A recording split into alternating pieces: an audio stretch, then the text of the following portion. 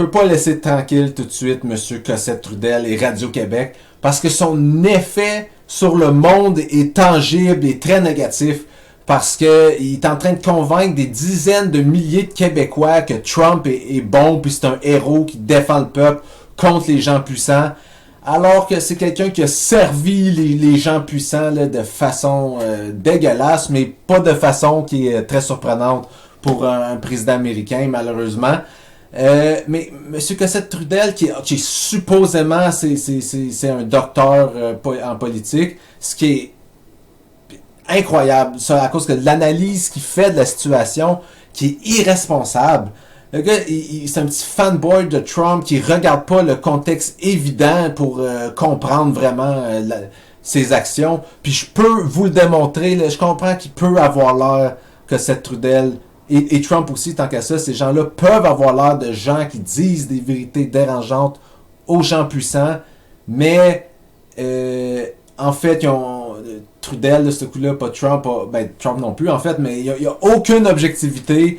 Et puis, ils veulent juste vous montrer des petites bribes d'informations qui marchent avec ce qu'ils veulent ce qu'ils veulent présenter au monde, mais qui ignorent un contexte vrai puis évident.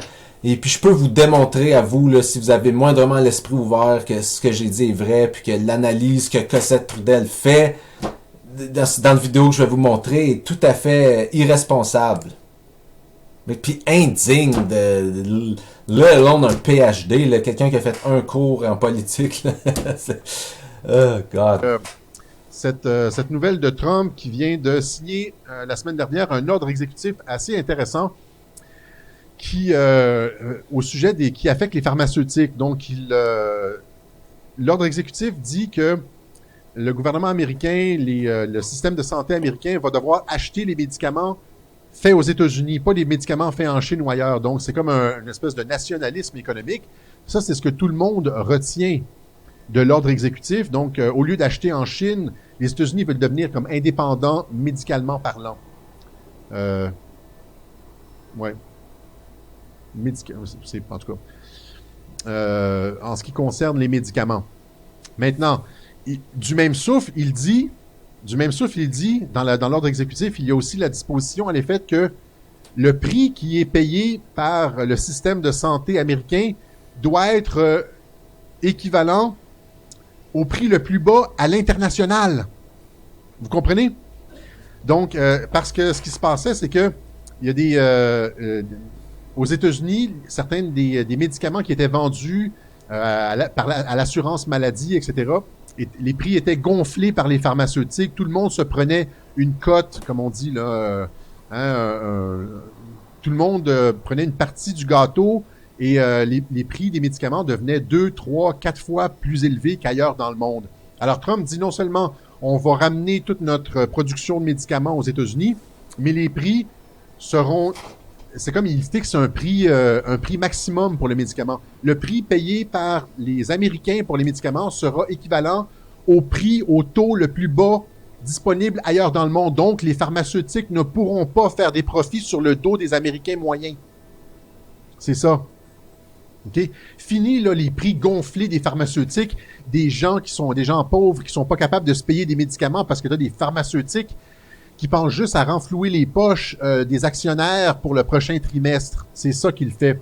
Et il dit là, I'm cutting the price, I'm cutting away the middleman. Je vous fais écouter son extrait. Donc, première chose qu'on devrait parler si on est un analyste politique compétent puis un acteur honnête, c'est pourquoi est-ce que Trump fait ça maintenant? Pourquoi pas l'avoir fait il y a des années au début de son mandat? Souvent, c'est comme ça qu'on voit la priorité des politiciens. Par exemple, les baisses d'impôts qui ont été faites pour les plus riches. Le 0,1% le plus riche aux États-Unis retient 10% plus de leur argent. Leurs revenus ont augmenté de 10% à cause de baisses d'impôts. Puis la dette aux États-Unis, puis le déficit a explosé à cause de ça. Donc, mais ça, c'était fait au début, parce que c'est une priorité, parce que c'est quelque chose qu'ils voulaient vraiment faire. Tandis que ça, qui fait à quelques mois des élections, il y a beaucoup de ces mesures-là qui, peut-être, viendront même pas en effet avant les élections. surtout que tout ce qui coûte l'argent, ça doit passer par le Congrès. Le Congrès a le pouvoir du portefeuille. Et puis en ce moment, au début de son mandat, Trump contrôlait le Congrès au complet, ou du moins les républicains le contrôlaient, puis Trump est très populaire dans le parti républicain, il peut probablement faire tomber n'importe quel élu des républicains s'il veut, si les républicains ils supportent pas son agenda. Donc Trump aurait absolument pu faire passer ces mesures-là s'il avait essayé de le faire au début de son mandat. Mais c'est très douteux s'il va réussir à le faire maintenant, à quelques mois des élections. Tu sais, électoralement, ça regarde mal pour Trump en ce moment. Puis la priorité, selon les sondages, la priorité des Américains, c'est la santé. Puis c'est quoi le bilan de Trump en santé? C'est très mauvais. Il a rien mis de l'avant de positif. Il a juste choppé des parties d'Obamacare. Et puis ça a eu pour conséquence qu'il y a des millions de personnes aux États-Unis qui ont perdu leur assurance santé. Il y a des millions qui l'ont perdu avant le COVID, puis il y en a un autre 5 millions qui l'ont perdu depuis la crise du COVID, qui en pleine pandémie, ils ont perdu leur assurance santé. Donc le bilan de Trump est très mauvais de ce côté-là, puis on dirait qu'il va perdre les élections en grande partie à cause de ça.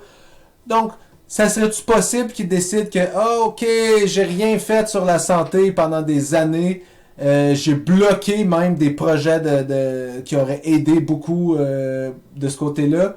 Mais à quelques mois des élections, m'a offert un ordre exécutif pour pouvoir comme dire rhétoriquement que j'ai fait quelque chose. Ça semble assez facile à faire comme analyse. D'ailleurs, c'est l'analyse qui était faite par au moins un des articles, qui est celui-là, un des articles que Trudel mettait dans son écran. Donc l'article même qui met de l'avant dit ça, mais lui a pas pensé à ce point-là du tout. C'est un politicien qui fait de quoi juste avant les élections pour essayer de gagner les élections. Tu sais, non, je suis sûr que ça vient de son cœur. La vérité, c'est que si ça venait de son cœur, il aurait fait comme Bernie Sanders, il aurait refusé les dons de compagnies médicales, parce qu'il y a d'ailleurs ce qu'il n'est pas fait, parce que Trudel dit que l'industrie pharmaceutique est dans la poche des démocrates. Puis c'est vrai que les démocrates sont souvent dans leur poche à eux, mais la corruption va d'un bord puis de l'autre. Le Trump lui-même a reçu, tiens, je pense que c'est Trump a reçu des Trump, ok, c'est pas le bon. Ici Trump il a reçu des millions, au moins 2 millions, si c'est pas plus, qu'il a reçu de compagnies pharmaceutiques. I don't know, man. Et puis, d'ailleurs, un élément, ça fait même pas partie du contexte, ça fait partie de la réalité de c'est quoi que Trudel était censé couvrir. C'est que il a pas encore signé, Trump, l'ordre exécutif qui baisserait le prix des médicaments. Il l'a pas signé. L'ordre exécutif qui baisserait le prix des médicaments, il a menacé de le signer, il a pas dévoilé le texte, on sait même pas qu'est-ce que ça dit dans les faits, puis dans les détails, puis God knows que le diable est dans les détails. Donc on sait même pas c'est quoi le texte, mais il va juste l'utiliser pour négocier. En attendant, il négocie avec les géants pharmaceutiques. On va voir qu'est-ce que ça va donner sa négociation, mais c'est une vraie possibilité que ce qu'il veut vraiment négocier, c'est qu'il veut plus de dons pour sa campagne, parce que Trump est fâché en ce moment que beaucoup de gens qui donnaient de l'argent, il en donne encore, mais moins que ce qu'il voudrait. Fait que ça se peut qu'il va juste comme demander plus d'argent d'eux, puis qu'il va faire une petite mesure symbolique qui changera rien dans les faits. Mais une chose qui est sûre, c'est que v'là plusieurs années, je sais pas exactement quand c'était, mais pendant son mandat, plus vers le début, il était prêt à bloquer une mesure des démocrates qui voulait que le Medicare, le gouvernement, puisse négocier le prix des médicaments. Là, ça, il a bloqué ça, il était contre ça parce qu'il trouvait que c'était injuste que le gouvernement puisse négocier le prix des médicaments, comme que le gouvernement fait absolument ça au Canada, je vous le garantis, mais c'était trop injuste pour l'industrie pharmaceutique de laisser le gouvernement négocier, parce que c'est interdit aux États-Unis pour les drogues que le gouvernement achète, ils n'ont pas le droit de négocier le prix. Puis Trump a voulu bloquer une loi que les démocrates voulaient passer, qui allait leur permettre de négocier les prix. Puis ça, c'est la moindre des choses. Je veux dire, s'ils voulaient vraiment aider les gens en matière de santé, ils seraient pour une réforme de la santé, qui est celle que la gauche veut. Et puis, tu sais, le truc de couper le middleman, là, ça s'applique pas juste aux médicaments, ça s'applique aux assurances. Pourquoi avoir une assurance qui se met de l'argent dans les poches puis qui paye les services médicaux? Pourquoi pas juste faire qu'est-ce qu'on fait au Canada, qu'est-ce qu'on fait en Europe, et puis que ce soit le gouvernement qui paye les services médicaux? Pourquoi il faut qu'il y ait... Qui vous pensez que ça l'aide le fait qu'il y ait un middleman qui gère l'assurance santé, puis que, tu sais, au lieu que ça soit fourni par le gouvernement, il faut payer quelqu'un dans le privé qui fait ça, puis qui se met un paquet d'argent dans les poches. Mais pendant que la gauche se bat pour ça pendant des années, Monsieur Cossette-Trudel, il crache sur la gauche, et puis quand Trump, quelques mois avant les élections, il parle de faire une idée populaire que la gauche se bat pour depuis des années. Et puis, clairement, il veut pas aller aussi loin que eux veulent aller pour aider les gens. Ben là, ce coup-là, c'est rendu quelque chose de glorieux, puis quelque chose de tellement bon, et puis wow, puis c'est incroyable. Monsieur Cossette-Trudel, là, est-ce que vous avez pas honte de vous présenter comme un diseur de vérité quand pourquoi vous avez pas dit tous ces faits-là? Que j'imagine que vous êtes au courant. Pourquoi est-ce que vous avez même pas parlé que Trump a pas dévoilé le texte de sa mesure exécutive? Vous avez même pas dévoilé qu'il l'a pas signé encore. Vous avez même pas mentionné le fait qu'il a rien fait là-dessus pendant des années, et puis juste avant les élections, il est prêt à le faire. Vous avez pas mentionné le fait qu'il est contre la plupart des mesures qui auraient absolument aidé des Américains, puis sauvé des vies, puis baisser le coût du système de santé. Vous laissez tout ça de côté, puis vous focussez sur qu'est-ce que Trump veut qu'on focus dessus, qui est comme, finalement, à quelques mois des élections, il fait des mesures qui pourraient peut-être aider quelqu'un, si seulement ils viennent à devenir effectives, ce qui risque de pas arriver, parce qu'il fait ça à fucking 3 mois des élections. Donc, comment est-ce que vous pouvez justifier ça? Est-ce que vous êtes pas en train d'essayer de tromper les gens?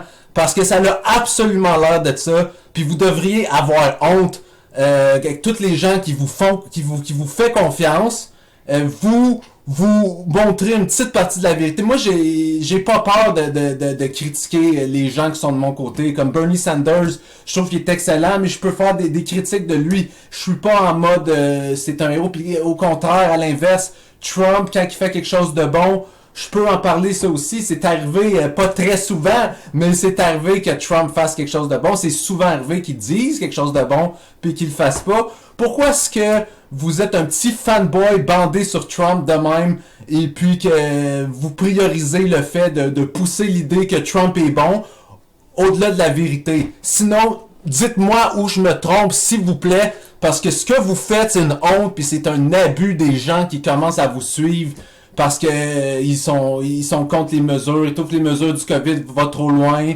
ou ils sont inspirés parce que vous dites sur la pédophilie, ou sur le combat contre la pédophilie. Ils vous commencent à vous suivre pour ça, puis ensuite vous leur dites des mensonges, la propagande ridicule. Vous avez pas honte, vous devriez rendre votre doctorat en sciences politiques, parce que c'est indigne, t'sais. Votre analyse est minable, votre analyse est stupide, puis votre analyse laisse de côté des faits qui sont c'est même pas l'article, des faits qui étaient mentionnés dans l'article que vous affichiez à votre écran. So, honte sur vous, puis that's it, man. Fuck you, man. Je commence à être vraiment pisse de voir des types comme ça qui se présentent comme le contraire de ce qu'ils sont, qui sont des en tout cas, I guess que moi, je vais juste continuer de radoter puis de me répéter là, si je continue là. So, one love, si vous cherchez un truth teller, here's one, man, puis Cossette-Trudel. I don't know, man, si t'as quelque chose tu peux répondre à ça, là, fais-le parce que t'as l'air d'un Christ d'hypocrite.